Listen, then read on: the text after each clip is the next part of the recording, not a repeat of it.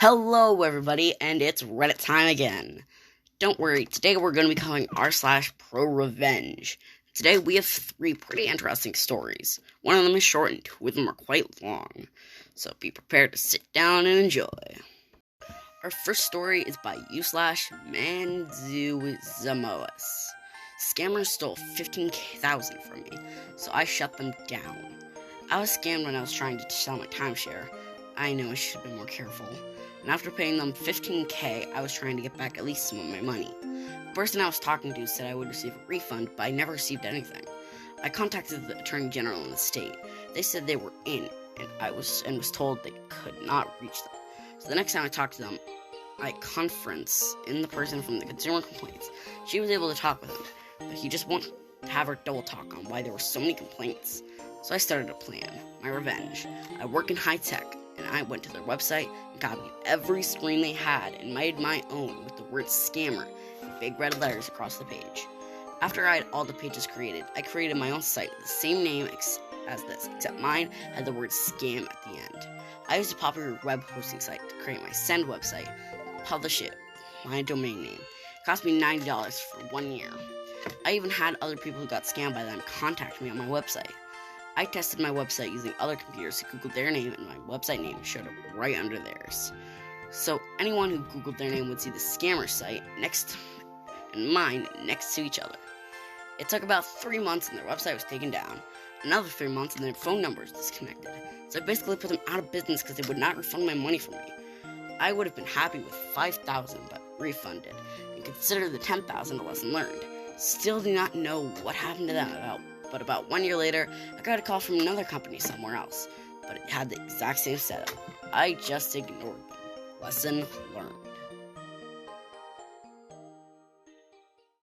This next story is from u/Corvan. Time for my own tale of revenge. It was either here or over on r/malicious compliance that I saw a post that reminded me of this tale, which happened quite a long time ago now. Apologies in advance for the long read, which that just shows that because 2 of these have that, these are both going to be kind of long. So enjoy. Many years ago, my now ex-wife and I decided to upgrade from the small single-story home we were in and find something with more space for us to spread out. We had our late-teens son living with us, our 3 Rottweilers, plus I needed a dedicated study for my work. I'm in technology and often worked from home. After months of searching, we found a dream home. Beautiful, 2-story, 4-bedroom plus study, with huge amount of space everywhere. Seriously huge. The laundry was bigger than my bedroom growing up. The quality of everything was amazing. Square set walls, no cornices, polished TC oak flooring, floor to high ceiling windows in the living areas, and 2 walls comprising commercial grade bistro doors that opened up an entire corner of the house to the covered outdoor entertaining area. The standard of the build was no surprise. This was a display home up until it landed on the market. We were the first people to live in it. I'm going to gloss over months of details and pain, but we had problems with the place from day 2, literally. On night 2, the plumbing under the en-chute shower gave out and leaked through the kitchen ceiling underneath it. A couple weeks later, during a monster storm, 3 of the light fixtures upstairs started leaking water. A month later, we noticed the rust starting to show through the rendering on the corners of the house. There were heaps of smallish, easy-to-fix problems, but the kicker was that the balcony adjoining the master bedroom at the front of the house actually started to sag down to the point it was unsafe to go out there due to the risk of collapse. We were mostly amendable and nice through most of this. The vendor, also the builder, of course, was a small business, and we had no interest in making his life any more difficult than it already was for a small business owner. But conversely, we were pouring a lot of our hard-earned money into the mortgage and wanted what we paid for. But for his own reasons, the builder just kept making it difficult to get things fixed. There was a seemingly endless list of excuses for not turning up at agreed times, non-stop current of blame directed at his subcontractors, and just plain shitty behavior, like dodging our calls and not responding to our emails. Of course, we started proceedings with our state's Consumer Affairs Department. After all, we were entitled to a statutory 7-year warranty on a new home. But that process takes time. Time throughout, we were forced into issues like water leaks, a dangerous balcony we couldn't use, and a whole host of other issues that meant we weren't enjoying our home. There shouldn't have been any dispute about his responsibility to fix these problems. He just chose to be a dick about it. and make us go through the government process, presumably thinking we would give up before he was forced to do anything. At around the same time, we started getting the occasional knock at the door, only to open it and find a couple standing there with a brochure in their hands, and our house pictured on the front. The first few of these conversations ended with us politely explaining this was no longer a display house, it was our home. Without exception, they all apologized profusely and went away. After a month or so of this, I started to wonder, how was it that people still thought our house was a display home? I went looking and discovered that the builder's website still had our address listed for display. Despite repeated calls and emails, they steadfastly refused to remove our address from their website. This irritated the shit out of me. These people would often come knocking on weekends, because that's when people go house shopping, right? But our pleas for the builder to update his site simply fell on deaf ears. Enough was enough. An idea had formed. I was in technology. The first thing I did was scrap their website, and set about the task of creating my own version of it, using their exact look and feel. I highlighted every single problem we found with the place. Every glamorous shot was replaced with shots of the exact same feature, but showing the problems we had. Rust showing through the rendering, water leaking from light fixtures, close-ups of the sagging back balcony, etc. You get the idea. By the time I was done, I had what I felt was the perfect alternate version of their site. One that highlighted every single defect in the home, as well as calling out all the problems we had in dealing with the builder. I even included testimonials that were simply copies of bullshit emails and tasks we received from the builder, avoiding his responsibilities and making lame excuses for not fixing our problems. The headline testimonial was the one where he responded with, just don't go out onto the balcony, when I pointed out the clear safety risks it represented. After getting a lawyer friend to check through each page to make sure I wasn't opening myself up to some form of legal action, he helped me change a few sections, chuckling the whole time. I put the site up for hosting on some cheap and colorful hosting provider Google told me about. Offshore, of course. I also registered a close but not close enough to be sued domain name to reach it. The next step was to create some actual collateral for execution of my plan. After all, there was no point in going through all this effort unless I was actually able to direct people to the builder's website. So I took a copy of the brochure for our house that the builder had conveniently left a few behind in one of the kitchen drawers and set about creating my own version of it. Similar principles as the website, no contact information except the website address, except it was mine instead. By this time, I'd made good friends with a few of my neighbors. We'd taken sharing a beer or two most nights on our front lawns, and when you know it, one of them was a manager for a local print shop. Given he already knew what hell we'd been through with the builder, it took very little convincing to print off a run of my brochure for me on beautiful paper stock, nice and glossy. Professional. I think it cost me half a dozen beers. Then came the final step in my plan. I waited. I waited for eager couples to turn up on my doorstep, eyes wide open in wonder at the beauty of the home they were going to pay the builder for their very own copy of. For the next 6 months or so, whenever one of these couples will turn up and knock on my door and explain their purpose, I let them know that the model home was selling so quickly that the builder had asked if I could hand out this updated brochure so potential buyers could go online and look up whatever the current display home address was. I don't know how many brochures I handed out. Of the 100 my neighbor printed for me, I probably only had 2 or 3 dozen left, but I know I handed a bunch out to mates so they could have a laugh. I estimate close to 40 prospective buyers got a copy of my brochure, and I reckon at least 15 or 20 of those came back to thank me for warning them. A few of them had already signed conditional contracts and managed to get out of them, one way or another. I don't know what happened to that builder in the end. I split up with the missus not too long after, and she sold the place not so long after that. At the time of writing this, the builder's website is gone. The domain appears to be still registered in the company's name, and their state business registration still appears to be accessed. The best I can tell, he's no longer at the last known address for the company, and I can't find any mention of the company online that isn't at least 6 years old. Hopefully the fucker is out of business now. Hopefully a few dozen people help sidestep the pain of dealing with his, or the beginning of the end of his shitty little enterprise. And then there's a thing for reading. Okay. Time for the last story in this. This one's by u/destruction escapist. My employer stole my stuff, so I made him pay for it. I hope this won't backfire, but I believe I didn't break any laws, so here it goes. Sorry for the long post. Some background first. Since I was a kid, I was fascinated in computers and electronics. During school, I had no social life. I just stayed at home and was learning stuff. I was going to generic high school that should prepare you for university without any specialization, but there were a few people with the same interests as me, and our teacher was really supportive of us. When I finished high school, I already had a job as a programmer and had a few years of experience in the field. I was also experienced with electronics and even worked on a few contracts with the factory in town, involving creating machines for them. Other engineers came up with an idea for how the machine would work. My job was to put their motors, sensor, wire it up, and write program for the PLC to control it. I moved to a big city and started university, so I lost my programming job in the city. I was looking for a part-time job while living off my parents' support. Things changed when my friend got an escape game voucher for 5 people for his birthday and took me with him. The escape game had cool magic stuff, like you placed objects in a shelf and all the pictures of them would fall off the walls, etc.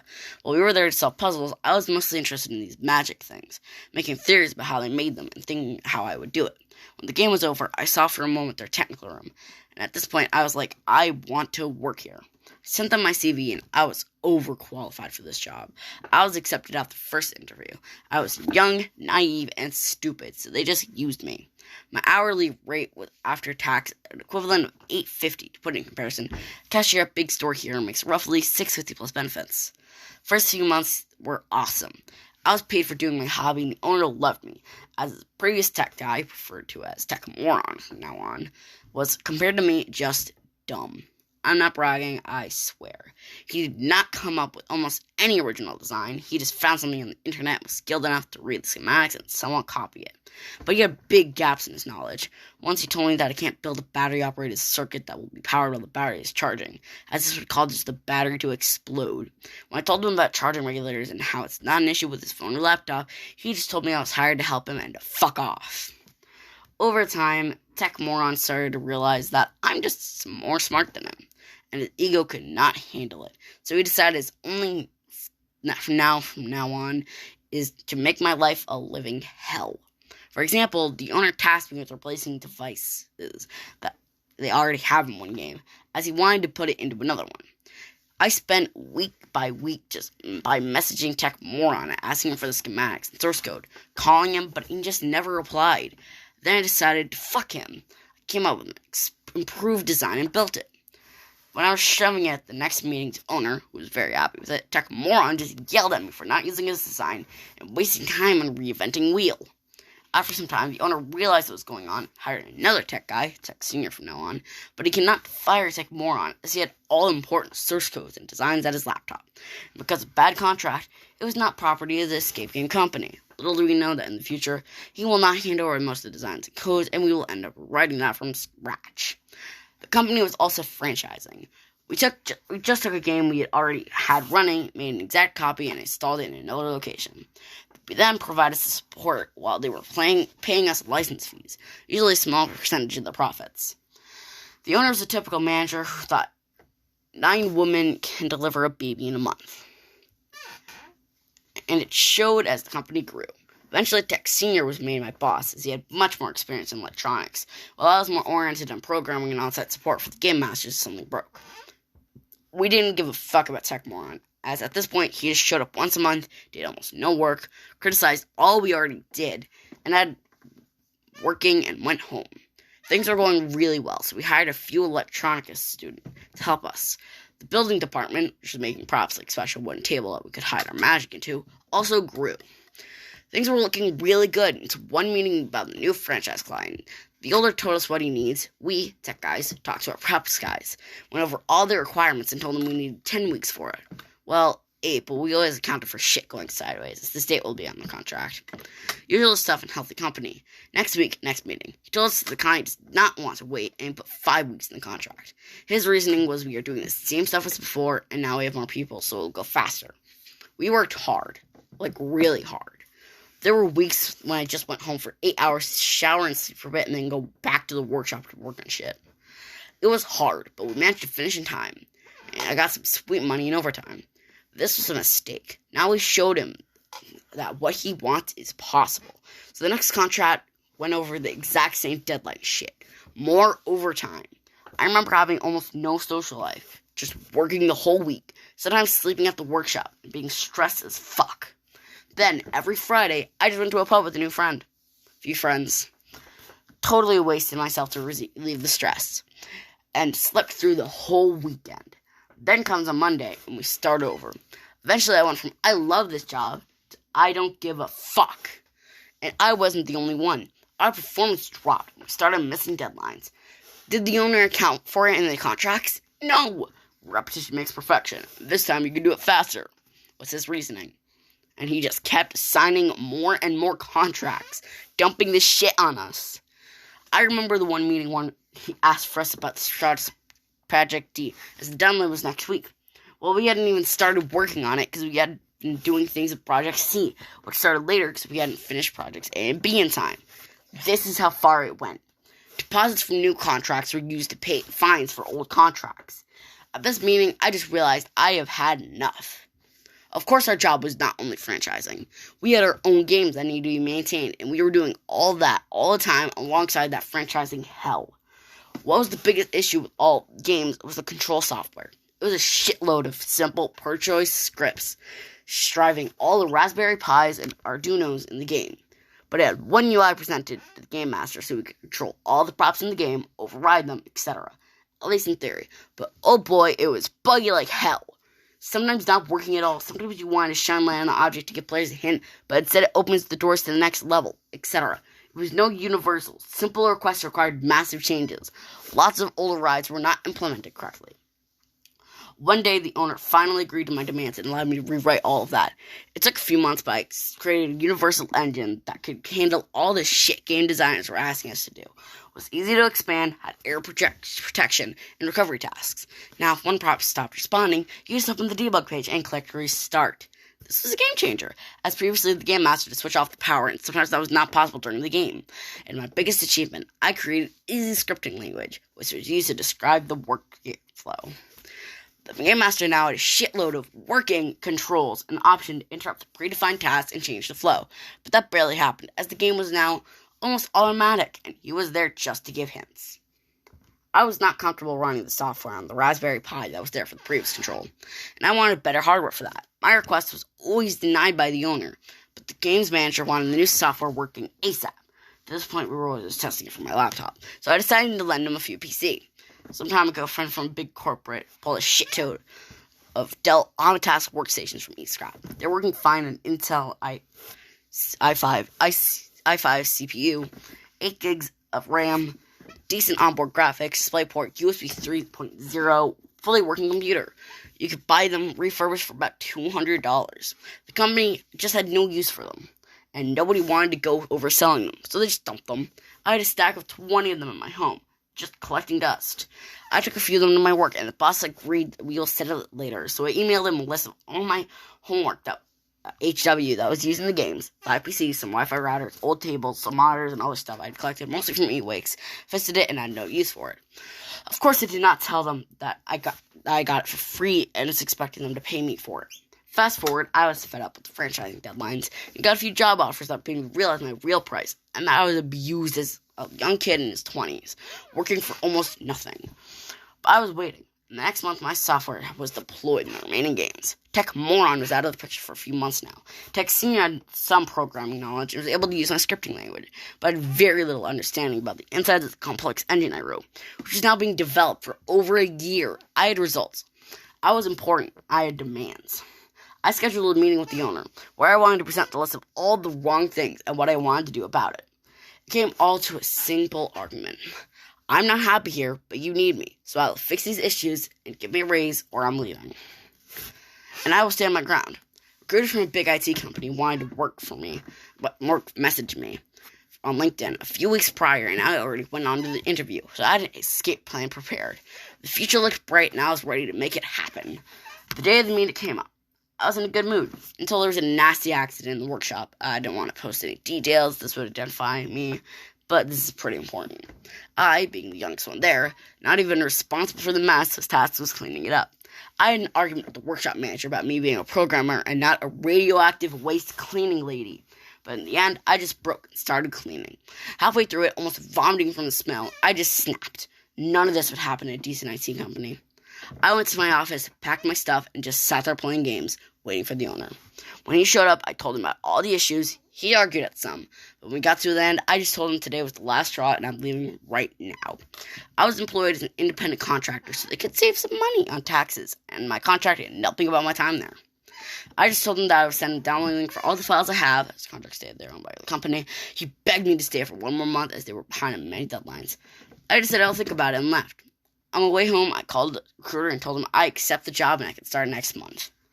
Next day, I just made a big archive of about 150 gigabytes of files, backups, etc. that I had, uploaded it to my server, emailed the link to the owner and text senior. I spent the next 2 weeks in bed watching Netflix and ignoring calls. For the last week, I showed up to help clear up some things. Headed over my projects, asked about the computer stuff and all the stuff I lent him. He told me he will pay for it, then left. I was lucky as hell. Next month, coronavirus happened. A month later, they were forced to close all games by government, making their income go almost zero overnight. This, I believe, was the reason they never paid me for my stuff. Even I repeatedly asked until I got tired of it.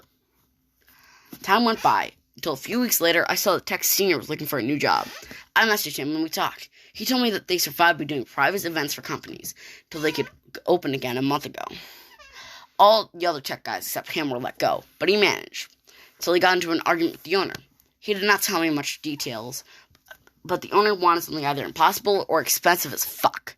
He then presented a cheap alternative. The owner just snapped and fired him on the spot. He tried to reason with him about not firing him until he can teach his successor and find a new job in the meantime, but he was fired on the spot. A week later, I got a call from the owner. He hired the younger tech guys he fired during COVID and wanted me to come and answer their questions, mostly about the engine I wrote. I agreed, but as we were planning the meeting, I was expecting he just wanted me to do it for free. I brought up the hourly rate. He just told me that we will solve it later. Hang up and never called again. The day of the meeting came, I was waiting in my car outside the workshop, waiting for if he will call where am I. But he did not. A few days later, I parked next to the warehouse where all the games were held with a gaggy antenna in my car. Surprise, surprise, the Wi-Fi routers I lent them are still there with the password unchanged. I connected to the Wi-Fi and poked around the network. All the PCs I lent them to run the software on were still there, still running the Linux server I installed there. Looking at the logs, they were still used to control the games. I wrote a script that runs on a boot, rolls the dice, and then deleted the whole drive. I was connected to my Wi-Fi router, making changes to my computer, formatting my drives. Then I drove away. A few days ago, I got a call. Apparently, when the Monday shift came in, the control system for one of the games was not responding. The browser was showing timeout. They decided to reset power for the whole rack where all the PCs were multiple times, hoping it would start up, because turning it off and on again always works. When they decided to stop trying, they find that all 8 games were dead. The new, old tech guys figured that the drives probably died, but had no knowledge about my system, so they could not set it up. When I asked about Tech Senior, the owner made some excuse about him quitting and not wanting to work for them anymore. I told him I was happy to help. In the end, this used to be my dream job, but now I work for a big company. I don't have much time and it's expensive. I can come over to set it up, but my hourly rate is now $150. He talked me down to $100, still not twice as much as I make now. When I arrived, I checked the PCs. Pulled out the email I sent him a year ago, told him that these serial numbers match on these on the labels, and told him I'm happy to find my lost stuff. Took first PC and took it to my car. We had an argument. I told him that I'm either taking all that stuff or he's paying me something over $24,000. Wait, $2,400. He wanted to call the police, but I had the proof this equipment was mine. He eventually agreed and I got to work. All my software was still in the pit bucket, even with the few modifications Tech Senior managed to make. Alongside all the config files and scripts, the game workflow that Tech Senior was periodically modifying and backing up, so it was a pretty easy job. I got it all working and then stayed for a few more hours, explaining some stuff to the tech guys. I printed the invoice and left, tired but satisfied. Yesterday, a nice sum of about $3,600 landed in my bank account. From what they told me, all 8 games were dead for 3 days. Each game costs between $80 and $120. It takes 1 hour to finish up. It takes 1 hour to finish and half an hour is needed for preparation. So there are 12 slots every day, averaging $9,600 income per day when fully booked. This is, of course, just income, profit after paying all the rent, wages, electricity, consumables, using the games, etc. It's much lower. I don't know how much. Before Corona, about 80% of the slots were booked during the week and 100% during weekends. I like to think I made them last $23,000, not counting the angry customers which were forced to reschedule. just because he was a jerk. If he paid me for my stuff or did not fire his only tech guy, none of this would have happened. TLDR, my boss was a jerk, made us work insane overtime, and did not pay me for equipment I agreed to sell to him, and fired everybody who knew how his business was running. I then decided to take over my equipment he sold, halting his business and costing him thousands. Man, that last story was long. I hope you guys enjoyed these final 3 stories for this episode of MJB's Reddit Time. And as always, I'll see you guys next Reddit time.